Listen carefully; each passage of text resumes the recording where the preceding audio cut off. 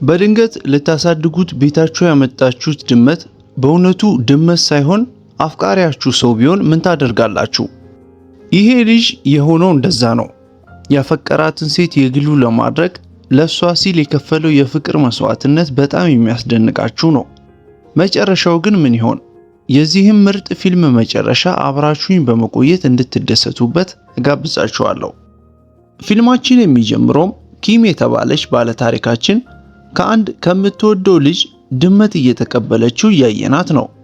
እሱ ለድመት አለርጂክ ነኝ ብሎ ድመቱን እንድታሳድግ ይሰጣታል። እሷም ድመቱን ቤት ወስዳ ሻወር ለመግባት ልብሷን ማወላለቅ ጀመረች። ድመት ብቻ መስሏት ነበር። ሻወር እየወሰደችም ከዛ ልጅ ጋር ተሳስማ የነበረው አጋጣሚ ያስታወሰች ነበር። በድንገት ከአልጋው ስር ግን የሰው እጅ ወጣ። ድመቱ በድንገት ወደ ሰው ተቀየረና ግራ ገብቶት ራሱን በመስታወት ማየት ጀመረ። ምን ትለኛለሽ ብሎ እየተጨነቀ ከሻወር ጨርሳ ስትወጣ ግን መልሶ ወደ ድመት ተቀየረ ቶሎ ብሎ። እሷ ሙሉ በሙሉ ድመት ስለመሰላት ትራስ ወርውራለት እንዲመቻች ያደረገችውና እዛው እንዲተኛ ያደረገችው። እሱ ግን ዘሎ አልጋው ላይ ፊት አለ። መልሳ ወደ መሬት ወረወረችው። እሱ ግን መልሶ ዘሎ እየወጣ አብረሽ ካልተኛው ሞቼ ይገኛለሁ አለ። ከዛ በኋላ እንቅልፍ መተኛቷን ተጠቅሞ መሬት ላይ ለራሱ አንጥፎ ተኝቶ በፍቅር ይመለከታታል። በመሃል በሩን ከፍቶ ወጥቶ ሊጠፋ አሰበና የከተማው ግርግር ሲመለከት ነገሩ አዲስ ስለሆነ ለሱ ደንግጦ ተመልሶ ገባ ወደ ቤት። እንዲህ እያለ ነጋለትና እሷ ወደ ስራ ልትሄድ ስትል አባቷን ጠርታ ድመቷን እንዲያይላት ነገረችው። ከአባቷ ጋር ጊዜ እያሳለፈ እያለም በድንገት በሩን ሲከፍት አባቷን ግንባሩን መታውና አባቷ ራሱን ስቶ ወደቀ መሬት ላይ። ቶሎ ተሸክሞት ወደ ሆስፒታል ወሰደው።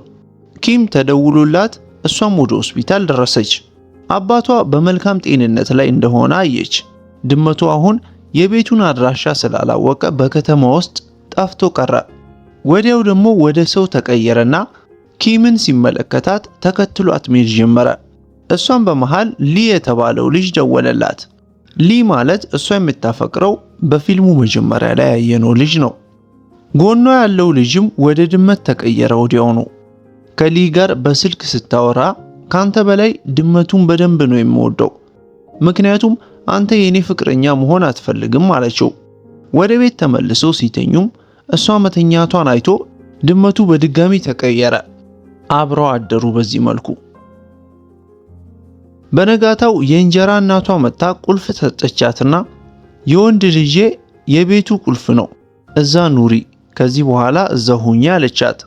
እዛ ከድመቷ ጋር እየኖረች ምግብ ልታበላው ስትል አልበላም እያለ እሷን ሆን ብሎ ማናደድ ስራው አደረገው። በዚህም ተናደደችና ስልኳን ረስታ ወደ ስራ ሄደች። እሱ ግን ከኋላዋ ሮጦ ስልኳን ወሰደና ሳታየው ቦርሳ ውስጥ ከተተላት። ካስገባላት በኋላ ወደ ድመትነቱ ተቀይሮ ወደ ቤት ተመለሰ። ቤት ብቻውን ተደብሮ ዋለና ዝናብ መዝነብ ሲጀምር ግን ዣንጥላ ይዞላት እሷ ወዳለችበት ቦታ ሄደ። ነገር ግን ዣንጥላው ከእጁ አምልጦት በነፋስ ሄደና እሱም ወደ ድመት ተቀየረ። ዣንጥላውን ተከትሎ ሄዶ ሲነካው ግን በድጋሚ ወደ ሰው ተቀየረ። አሁን ሲያስተውልም የእሷን ዕቃ በነካ ቁጥር እንደሚለዋወጥ ገባው። ታዲያ ሊ የተባለው እሷ የምታፈቅረው ልጅ ኪምን እየሸኛት በፍቅር ሲነካካት ተመለከተ ያ ድመት። በዚህ ቀንቶ ተመለሰና ሳታየው ወደ ድመት ተቀይሮ ጠበቃት ቤቱ። አሁን ቤት ውስጥ ግንኙነታቸውና ፍቅራቸው እየጨመረ መጣ። በመሃል ግን የጠጣው ወተት ስላልተስማማው አመመውና መሬት ላይ ተዘረረ። እሷም አራስ ልጇ ይመስል ደንግጣ እቅፍቅፍ አድርጋ ይዛው ሮጣ ሄደች ወደ ሕክምና። ታክሞ እስኪድን ጠብቃ ተመለሱ ወደ ቤት። በነጋታው ደግሞ የቤቱ ጣራ ላይ ወጣና ስትመለከተው እንዲወርድ ቶሎ አስጠነቀቀችው።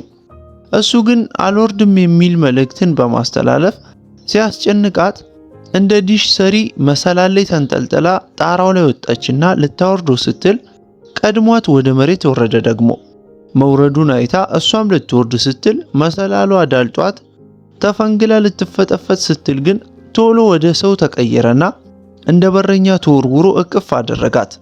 እሷም አቅፏ ስትመለከት ከየት የመጣ ሰው ነው ብላ ተደነቀች። በውበቱ ተማርካ ከየት የመጣ መልአክ ነው ያዳነኝ ብላ ወዲያው ደግሞ ድመቷን መፈለግ ጀመረች። ተመልሳ ስትዞር ግን ድመቱም ልጁም አጠገቧ የሉም። ወደ ቤት ተመልሳ ያ ልጅ ባይኖር ነፍሴን አጥቼ ነበር እያለች ለድመቱ ትናገራለች። እሱ ቀድሞ ቤት ገብቶ ድመት ሆኖ ተቀይሮ እየጠበቃት ነበር። ያንን ያዳናትን ልጅ ግን ፈልጋ ማግኘት እንደምትፈልግ ተናገረች። እንቅልፍ ተኝተው እያሉ በድንገት ሲረግጣት ነበርና ዞር ብላ ስታየው ቶሎ ተቀየረ በድጋሚ። ነጋና ወደ ስራ ስትሄድ ቤቱ ያለሷ ኦና ሆነበት። ሄዶ የጥርስ ብሩሿን ነካና ያለችበት ቦታ ላይ ተከሰተ። እሷም ህይወቷን ስላተረፈላት አመሰገነችው። እየበላች የነበረውን ምግብም ሰጠችው። እሱም አብሯት ጊዜ በማሳለፍ በጣም ደስ ብሎት ይባስ ብሎ ተከትሏት አውቶቡስ ውስጥ ገባ። አጠገቧ ተቀምጦ ግን የሚያሳያት ወጣ ያለ ባህሪ አስገርሟት ቦርሳዋ ላይ ያለውን ትንሽ አሻንጉሊት ሊወስድ ሲታገል ራሷ አውልቃ ሰጠችው። ከዛ ቤት እንደገባች ጥርሷን ልትቦርሽ ስትል ግን የጥርስ ብሩሿን አጣችው ከቦታው። ከኋላ የሆነ ጥላ ነገር አየችና ወደ ሳሎን ስትሄድ ለልጁ ሰጥታው የነበረው አሻንጉሊት ቤቷ ወለል ላይ ወድቆ አገኘችው። ስለዚህ ልጁ ቤቴ ውስጥ ነው ያለው ብላ ጠረጠረች። ወዲያው በደመነፍስ ሮጣ ወደ ሊ ቤት ሄደችና የተፈጠረውን ነገር ሁሉ ነግራው ምናልባት ልጁ እብድ እንደሆነ ነገረችው። ወደ ቤት መጡና ሲፈልጉት አልጋ ስር ሆኖ ድንገት አመለጠውና ሲያስነጥስ ተንበርክከው ሲመለከቱት ቶሎ ወደ ድመትነቱ ተቀየረ። ሊና ኪም ታዲያ ስለ ነገሩ ችላ ብለው አሪፍ ጊዜ ማሳለፍ ፈለጉና ስጦታ ሰጣት። ስጦታው አንገት ላይ የሚታሰር ሀብል ነገር ነው። ነገር ግን ለድመት አለርጂክ ስለሆንኩ ድመቱን ዞር አድርግልኝ ከዚህ አላት። እሷም ድመቱን ቶሎ ወስዳ በሩን ዘጋችበት በረንዳ ላይ። ድመቱ ግን ከውጭ ሆኖ በቅናት ተንገበገበ። ከዛ ሁለቱ እየተያዩ ጋል ያለ ፍቅር ውስጥ ሊገቡ ሲሉ ምድጃ ላይ የተጣደ ድስት ገንፍሎ ሲሸታት ሮጣ ሄደችና ባዶ እጇን ልታወጣው ስትል አቃጠላት እጇን። ሊመጣላትና እጇ ላይ ውሃ እያፈሰሰላት ሲንከባከባት በፍቅሩ ተማርካ ፍዝዝ ብላ ትመለከተዋለች። ሊሳሳሙ ሁለቱም ሲቀራረቡ ድመቱ ወደ ሰው ተቀይሮ በሩን ከፍቶ መጣ። ወደ እነሱ አላስችል ብሎት ተጠጋ። ሊ ደንግጦ ማና አንተ ብሎ ሲጠይቀው ልጁ ግን ሊን መልሶ ውጣ ከዚህ አለው። ሊ በነገሩ ግራ ተጋብቶ ራሱ ወደ ውጪ ወጣ። ኪም አሁን ለልጁ ስለ ሊ መናገር ጀመረች። ሊ ማለት ጓደኛዬ ስለሆነ አንዳንዴ ወደ ቤቴ እየመጣ ይጠይቀኛል ስትል ጓደኛማ ብቻ ቢሆን ከንፈርሽን ለመሳም አይጠጋሽም ነበር አላት። በዚህ ጊዜ የድመቱ መሰወር አሳስቧት ድመቷን ስትፈልግ እሱ ቶሎ ወደ ድመት ተቀይሮ ጠበቃት። ድመቷን እቅፍ አደረገችና ልጁን ስታስተውለው ደግሞ እሱ ተሰውሯል። ያ ማለት ሰው የነበረው ድመት ሆኗል፣ እሷ ሳታየው ማለት ነው። ከቀጣዩ ቀን ጀምሮ ግን ወደ ሰው ተቀይሮ ከሷ ጋር የዕለት ተዕለት ኑሮን አብሮ መኖር ጀመረ። በዚህ ጊዜ ስለ ድመቷ ረስታ ነበር። እሷ ስለ ነገሮች ምንም ግንዛቤ የለውም። ሁሉም ነገር ለሱ እንግዳ ነው። ሊና ጓደኛው እሷን ሊጠይቋት ሲመጡ ወደ ድመት ተቀይሮ ቆይቶ የሊ ጓደኛ ግን ሽንት ቤት ሲገባ እዛ ወደ ሰው ተቀይሮ ሲያየው ኪም ሌላ ወንድ መጸዳጃ ቤት ውስጥ የደበቀሽ መስሎት የሊ ጓደኛ ሮጦ ወጣ። ልጁ ከዛ ጊዜ በኋላ ለኪም ትልቅ ፍቅር እየተሰማው ቀጠለ። ባያት ቁጥር ልቡ ቡግ ቡግ እያለ ዘሎ ግራ ኪስ ውስጥ ይገባበታል። ነገር ግን በዚህ መልኩ ቁንጅናዋን እያየ ፈራትና ድመት ሆኖ ብቻ ደግሞ አተኩሮ እሷን ማየት ቀጠለ። ኪምም ብትሆን እየመጣ የሄደ ሲያፈጥበት በቁንጅናው ተማርካ የፍቅር ስሜት በውስጧ እያደረ ነው። ራሷን በሁለት ወንዶች ፍቅር እንደተከበበች ተሰማት። አንድ ቀን ለመዝናናት ወደ ውጪ ወጣ አሉና አንድ በኩባያ ውስጥ ሳንቲም ደብቆ የሳንቲሙ መገኛ እየጠየቀ ጌም የሚያጫውትና ጌሙንም ላሸነፈ ሰውም አሻንጉሊት የሚሸልም ሰው ጋር ሄደው እሱ እየተጫወተላት ጠቅላላ ጨዋታውን ሳይሸነፍ ብዙ አሻንጉሊትን አሸነፈላት። በዚህም በጣም ተደስታ ወደደችው። ሊ ግን ሲያያቸው በጣም ቀናባትና በቅርቡ የሆነ ድመት ማሳደግ የሚፈልግ ሰው እንዳለና ወደዛ እንደሚወስደው ነገራት ድመቷን።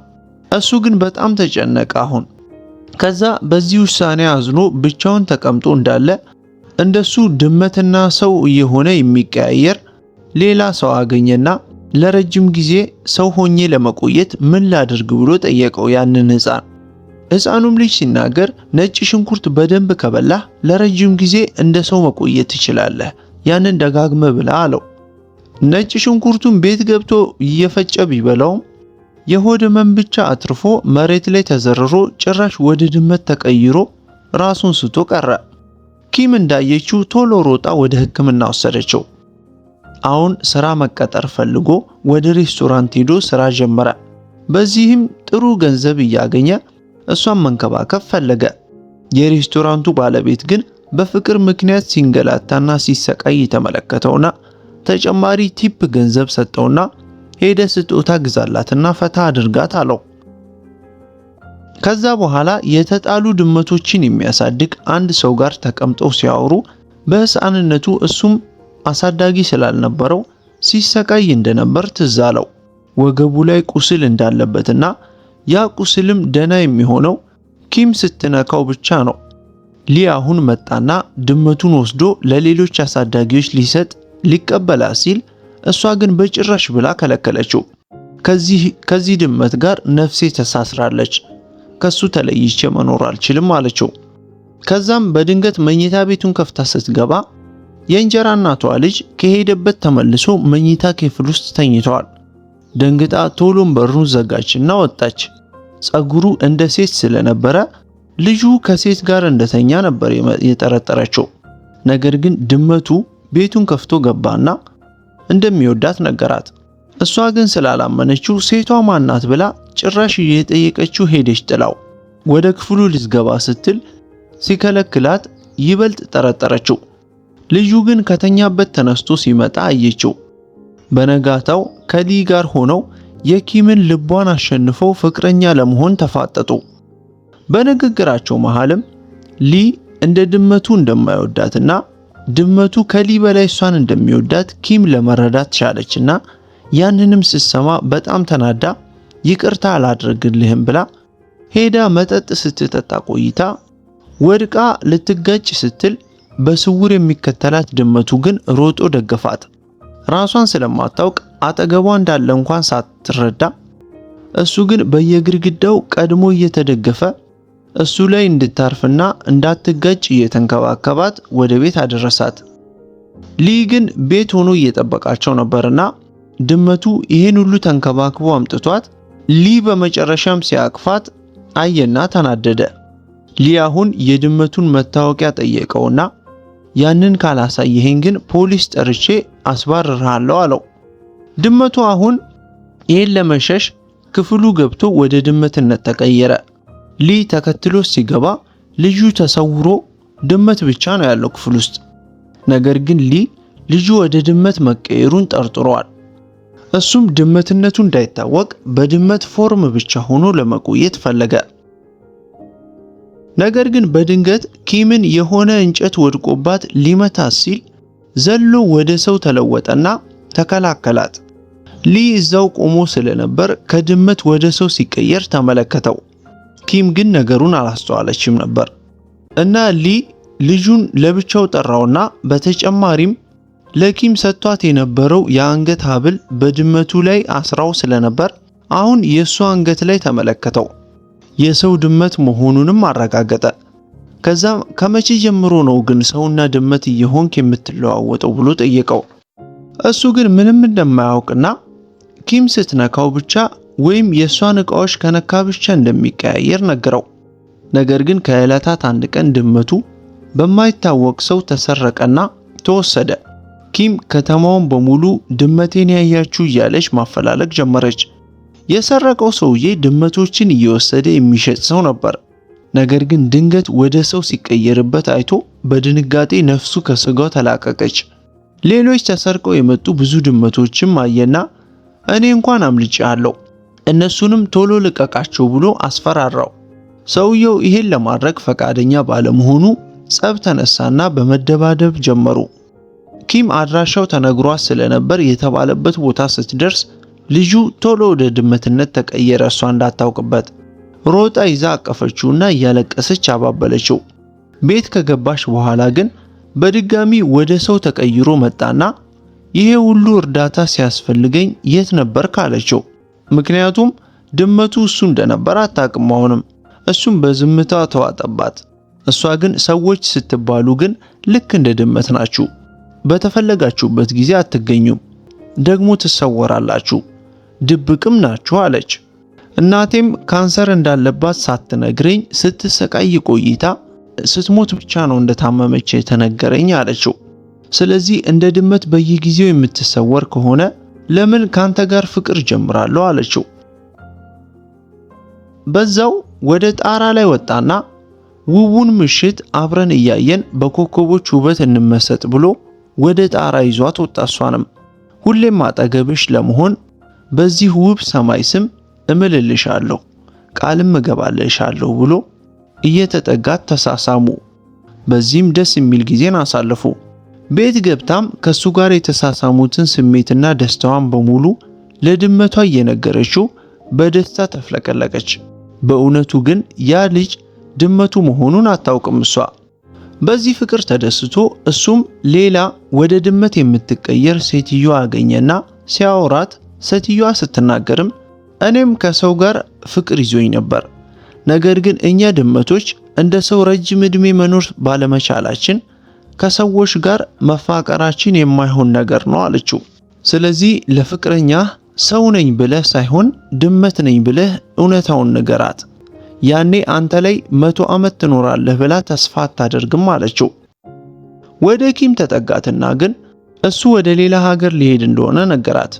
እሷ ግን ከታሳሳምን በኋላ ላንተ ልዩ ስሜት ተሰምቶኝ ነበር እና ደስታዬን ገና አጣጥሜ ሳልጨርስ እንዴት እንዲህ ትለኛለህ ብላ አዘነችበት።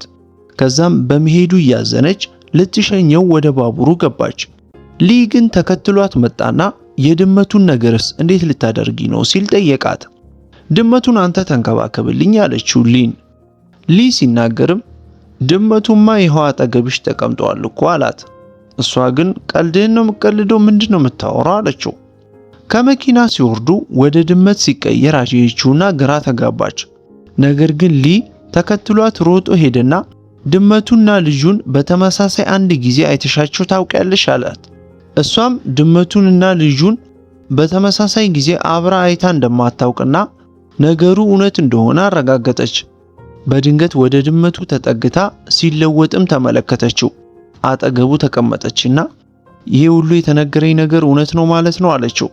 እሱም አዎ ብሎ አረጋገጠላት። በዚህ ተናዳ ከቤቷ አስወጣቸው። እሱም ከሊ ጋር መኖር ጀመረ ለጊዜው። ነገር ግን ፍቅሯ አንገላታት። ስለሱ እያሰበች ፍቅሯ ጣራ ነካባት። ግን ደግሞ ድመት በመሆኑም አብራት እንደማይኖር አወቀች። አሟት ቤቷ ስትተኛ ግን ሳትፈቅድለት በድጋሚ ወደ ቤቷ ሄደና እሷን ማስታመም ጀመረ። ከመጀመሩ ነው ግን እንዲመለዋወጥ የጀመርከው ብላ ጠየቀችው። እሱም ሲናገር ብቻሽን በሆንሽና እርዳታ በሚያስፈልግሽ ጊዜ ነበር ወደ ሰው የተቀየርኩት አላት። ያም ማለት መድኃኒቷ ነበር እሱ ማለት ነው። እሷ ግን አሁንም እኮ ብቸኝነት ይሰማኛል ስትለው ተጠግቶ እቅፍ አደረጋትና ልዩ ትዝታን ቀሰቀሰባት። ግን የደበከኝ ሌላ ነገር አለ እንዴ ስትለው እሱም አዎ አለና የቀረኝ ትንሽ ዕድሜ ብቻ ነው፣ እንደ ሰዎች ረጅም ጊዜ መኖርን አልችልም አላት። ነገር ግን ያ ወሬው ሳይበግራት ፍቅሯን ለሱ ማሳየትና ምን ያህል እንደምትወደው ማረጋገጥ ጀመረች። አሁን ደጋግሞ ብዙ ቡና መጠጣት ጀመረ፣ እንቅልፍ እንዳይዘው በማሰብ ማለት ነው። ምክንያቱም እንቅልፉን ከተኛ ወደ ድመትነት ይለወጣል። ስለዚህ በተቻለው መጠን እንቅልፉን ላለመተኛት ሙከራ አደረገ። ከዛ በኋላ ፍቅራቸው ከፍ ብሎ ፍቅረኛሞችም ሆነው ጣፋጭ ጊዜ ማሳለፍ ጀመሩ። ከጓደኞቿ ጋር አስተዋውቀው ብዙ መጠጥ ከጠጡ በኋላ እንቅልፍ በመተኛቱ በመሃል ወደ ድመትነት ተቀየረ። እሷ ግን ምንም ነገር ሳታብራራላቸው ተሸክመው ወደ ቤት እየሮጠች ሄደች። ከዛ መንገድ ላይ የሄደች እያለ ድመቶች የሚጠልፈው ሰውዬ አገኛት በድጋሚ። እሷንም ድመቱንም ጠልፎ መኪና ውስጥ አስገብቶ ይዟቸው ሊሄድ ሲል እሷ ግን ጸጉሩን እየነጨችው ስታንገላተው ሰውየው ከመኪና ወርዶ ሲሄድ ድመቱ ወደ ሰው ተቀይሮ ሄደና መንገድ ዘጋበት።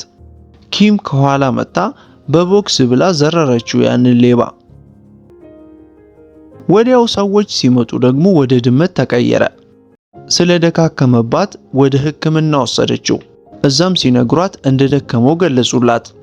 አንዴ ድመት አንዴ ሰው የሆነ ሲቀያየር ጉልበቱን እየጨረሰ መሆኑ ተረዳች። ነገር ግን ያንን ሁሉ የሚያደርገው ለፍቅሯ ሲል መሆኑ ሲገባት በጣም ደስ አላት። ከዛ ኪም ስራዋን ለጊዜው አቁማ እሱን ለመንከባከብና ከሱ ጋር ምርጥ የፍቅር ጊዜ ለማሳለፍ ወስና ቤት ውስጥ ተቃቅፈው መተኛትን ስራቸው አደረጉ። አንድ ቀን ግን በድንገት ተሰወረባት። ከፍለጋዎች በኋላ ዞራ ስታገኘው ግን ድመት ሆኖ ለጥቂት ጊዜ መቆየት እንደሚፈልግ ነግሯት የሷ መሆኑን ለማረጋገጥ ግን ሀብል ስጦታ ሰጣት። ሁሌም አንገትሽ ላይ ይሄንን ስጦታዬን አኑሪው፣ ከዛ ምን ያህል እንደማፈቅርሽ በሱ ታስታውሻለሽ አላት። ከዛ ወዲያው ወደ ድመት ተቀይሮ እሷ ግን በየዕለቱ እንደ ሰው እያወራችው ጊዜዋን ታሳልፋለች። ከቆይታ በኋላ ግን ወደ ሰው ሲመለስ አቀፈችውና እንደናፈቃት ነገረችው። እሱ ግን ወደ ባህር ዳርቻ ወሰዳትና አንድ መጥፎ ዜናን ነገራት። እንደ ሰው ሆኜ የምታየኝ ዛሬ ለመጨረሻ ጊዜ ነው አላት። ምክንያቱም ሰው ሆኜ እንድቆይ የተፈቀደልኝ ጊዜ በሙሉ ተጠቅሜ ጨርሻለሁ ብሎ ነገራት። ይህን ማመን አቅቷት በእንባ እየተንሰቀሰቀች አቀፈችውና እየሳመችውም ፍቅሯን ገለጸችለት። እሱም እያባበላት እንደ ድመት ሆኖ ቢኖርም ለሷ ያለው ፍቅር መቼም እንደማይቀንስ ነገራት። በዛም ፍቅሩን ለመግለጽ ይዟት ነፍሳቸውን እስኪስቱ እየተሳሳሙ እናያቸዋለን። 2 ዓመታት አለፉና እሷ ዝነኛ ጸሐፊ ሆነች። የእሷን ስራዎች ለመግዛትም ብዙ ሰዎች ሲታደሙ እናያቸዋለን። እሷ ግን ቤቷ ባለው ድመት ነው ሙሉ ትኩረቷ። የነበራቸውን የፍቅር ጊዜ እያስታወሰች ትዳብሰዋለች። አንድ ቀን ወደ ሰው ተቀይሮልኝ ፍቅሬን በድጋሚ አጣጥማለሁ እያለች ተስፋ ታድርጋለች። ከዕለታት አንድ ቀን ከስራ ተመልሳ ቤቷ ስትገባ ግን ወደ ሰው ተቀይሮ ፊቷ ድቅን ሲል አይታው አላመነችም። አሁን ሰው ሆኖ ብቻ ለመኖር ተቀይሮላት በዚህም ደስ ብሏት እያየናት ምርጡ ፊልማችንም በዚሁ ይጠናቀቃል። ለፊልም ዓለም ቻናል አዲስ የሆናችሁ ሰብስክራይብ በማድረግ ቤተሰባችን እንድትሆኑ ጋብዛችኋለሁ። እስከ መጨረሻው ድረስ ስለተከታተላችሁኝ ከልብ ያመሰግናለሁ። በቀጣይ በሌላ ስራ እስክንገናኝ ደግሞ ሰላም ቆዩልኝ።